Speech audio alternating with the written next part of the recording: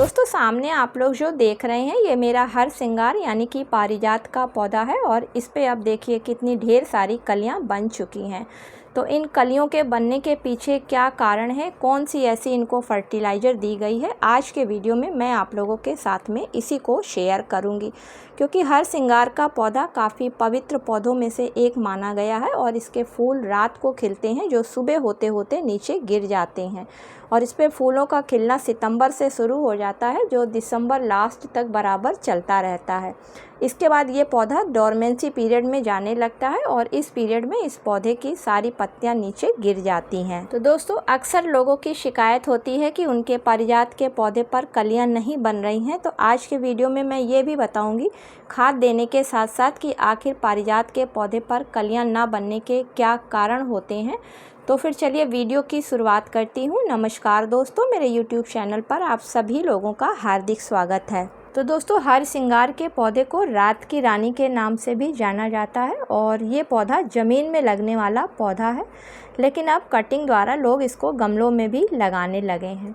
तो अगर आपने भी अपने घर में इस पौधे को लगा रखा है तो इससे ढेर सारे फूल लेने के लिए आपको कुछ चीज़ों का ध्यान देना होगा, क्योंकि अक्सर पारिजात के पौधे पर लोगों का मानना होता है कि फूल जल्दी नहीं आते हैं। तो सबसे पहली चीज़ आपको ध्यान देना है कि जब भी आप पारिजात के पौधे को लगाएं तो कम से कम 12 इंच का गमला हो, बल्कि बेहतर होगा कि अगर आप 14 इंच या 16 इंच के गमले में पारिजात के पौधे को लगाएं। क्योंकि ज़मीन में लगने वाला पौधा है इसलिए इसकी नीचे जड़ें काफ़ी तेज़ी से फैलती हैं और छोटे गमले में होने की वजह से पौधा अच्छी तरीके से ग्रोथ नहीं कर पाता है, जिसकी वजह से उस पर फ्लावरिंग नहीं होती है।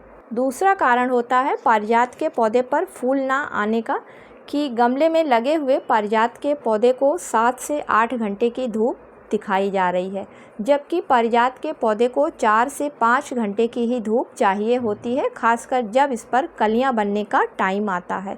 इसलिए अगर आपने अपने घर में पारिजात का पौधा लगा रखा है और उस पर कलियां बनने का टाइम इस समय है तो उसको उठाकर आप ऐसी जगह रख दें जहां पर उस पर सिर्फ 4 से 5 घंटे की ही धूप लगे। अगली वजह होती है इस पौधे पर फूल ना आने की, तो खाद की कमी और पॉलिनेशन की कमी। क्योंकि दोस्तों ये पौधे पर अगर पॉलिनेशन नहीं होता है तो पौधे पर कलियां जो बनती हैं वो फूल में बदलने से पहले ही नीचे गिर जाती हैं। इसके अलावा बड़ा पेड़ है ज़मीन में लगने वाला, इसलिए इसको जल्दी जल्दी खाद की हर 15 दिन में ज़रूरत पड़ती है। तो अगर इसको फर्टिलाइज़र भी पूरी तरीके से नहीं मिलती है तो ये पौधा नीचे से स्ट्रॉन्ग नहीं होता है, जिसकी वजह से फ्लावरिंग के समय पर इसमें बड्स नहीं बनती हैं।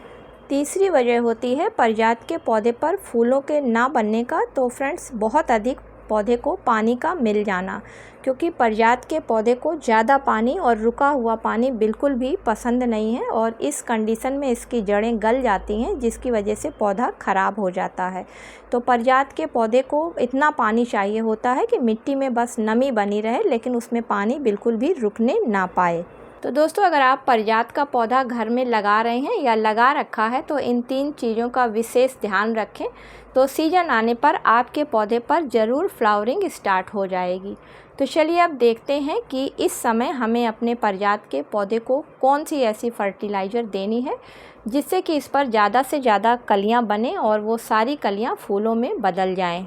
तो खाद को तैयार करें उससे पहले गमले की मिट्टी की अच्छी तरीके से गुड़ाई कर दें। अगर किसी भी तरीके का कोई खरपतवार है तो उसको भी मिट्टी से निकाल दें, क्योंकि पारिजात के पौधे को मिट्टी में खरपतवार किसी तरीके का बिल्कुल भी पसंद नहीं होता है। गुड़ाई करने के बाद में इसको कुछ देर के लिए हवा में छोड़ दें, जिससे कि इसकी जड़ों में नीचे तक हवा अच्छी तरीके से चली जाए और अगर किसी तरीके का छोटा मोटा कोई इंसेक्ट है तो वो भी मिट्टी से हट जाए। तो दोस्तों इसमें फर्टिलाइज़र के रूप में पहली चीज़ जो हमको पारिजात के पौधे में डालनी है वो बोन मील इस समय डालनी है, क्योंकि अब कलियां बिल्कुल बनने पर आ गई हैं या बन चुकी हैं। तो उन कलियों को मजबूती देने के लिए बोन मील का सहारा लेना है, क्योंकि बोन मील में बहुत अधिक मात्रा में फास्फोरस, कैल्शियम और प्रोटीन पाया जाता है। इसके अलावा इसमें बहुत कम मात्रा में नाइट्रोजन भी होती है और बोन मील जो मरे हुए जानवरों की हड्डियां होती हैं उनको उबालकर उनका पाउडर बनाकर तैयार किया जाता है। और इसमें फास्फोरस बहुत अधिक मात्रा में होता है। इसकी वजह से पौधे का रूट सिस्टम काफ़ी मजबूत हो जाता है।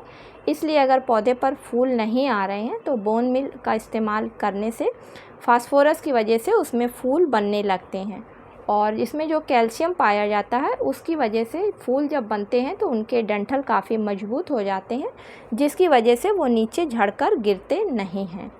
और बोन मील में पाई जाने वाली नाइट्रोजन और फास्फोरस जो होते हैं वो पौधे के तनों को काफ़ी मजबूत कर देते हैं, जिससे कि उस पर फ्लावरिंग जल्दी स्टार्ट हो जाती है। तो एक 12 इंच के लगे हुए गमले के लिए 2 चाय के चम्मच बोन मील की ज़रूरत पड़ती है। तो मैं यहाँ पर 2 चम्मच बोन मील ले रही हूँ, क्योंकि मेरा पौधा 12 इंच के गमले में लगा हुआ है। अगली चीज़ यहाँ पर हमें गोबर के कंडों का इस्तेमाल करना है। तो गोबर के कंडे वैसे तो फ्रेंड्स शहरों में मिलना काफ़ी मुश्किल होता है, लेकिन जो हम लोग खाद गोबर की पौधों में डालने के लिए मंगाते हैं उसमें कुछ टुकड़े ऐसे बड़े होते हैं जिनका कि इस्तेमाल नहीं किया जाता है, और वो रखे रखे काफ़ी पुराने हो जाते हैं। तो उन्हीं पुराने टुकड़ों का इस्तेमाल आज यहाँ पर कर रही हूँ, और अगर आपके पास गोबर के कंडे हैं तो आप उसका भी इस्तेमाल कर सकते हैं। तो एक टुकड़ा लगभग 100 ग्राम के करीब लेना है और उसको 1 लीटर पानी में अच्छी तरीके से 24 घंटे के लिए भिगो देना है।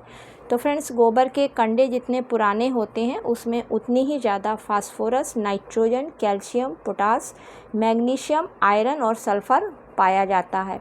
इसके अलावा जो पुराने कंडे हो जाते हैं या पुरानी गोबर की खाद हो जाती है उसमें कुछ मात्रा में आयोडीन और कोबाल्ट भी पाया जाता है। चलिए अब देखते हैं कि इसका हमें अपने पौधे में इस्तेमाल किस तरीके से करना है। तो दोस्तों, गमले की मिट्टी में डालने के लिए हम थोड़ी सी फ्रेश मिट्टी ले लेते हैं और उसमें ये 2 चम्मच बोन मील पाउडर मिलाकर अच्छी तरीके से अब गमले की मिट्टी की ऊपरी सतह पर इसको डाल देते हैं। अब इस कंडे वाली लिक्विड फर्टिलाइज़र को छन्नी की मदद से छान लेते हैं, और छानने के बाद जो हमारा नीचे ये पानी निकला है यही हमारी सारे पोषक तत्वों से भरपूर लिक्विड फर्टिलाइज़र है, जिसको कि डालने से पारिजात के पौधे पर बहुत जल्दी कलियां बननी स्टार्ट हो जाएंगी। और अब इसको धीरे धीरे मिट्टी में करके डालेंगे चारों तरफ, एक बार में नहीं डालना है, क्योंकि फ्रेंड्स कोई भी लिक्विड फर्टिलाइज़र अगर एक बार में डाल दी जाती है तो वो पौधे की जड़ों तक पूरी तरीके से नहीं पहुंच पाती है, क्योंकि वो ड्रेनेज होल के थ्रू बाहर निकल जाती है। तो इन दोनों फर्टिलाइज़र का इस्तेमाल पौधे पर हर 15 दिन के अंतर पर करना है। तो इस तरीके से आप देखेंगे कि अगर आपके पौधे पर कलियां नहीं बन रही हैं तो कलियां बननी शुरू हो जाएंगी, और अगर कलियां बन चुकी हैं तो वो कलियां नीचे गिरेंगी नहीं, बल्कि वो सारी की सारी कलियां फूल में बदल जाएंगी।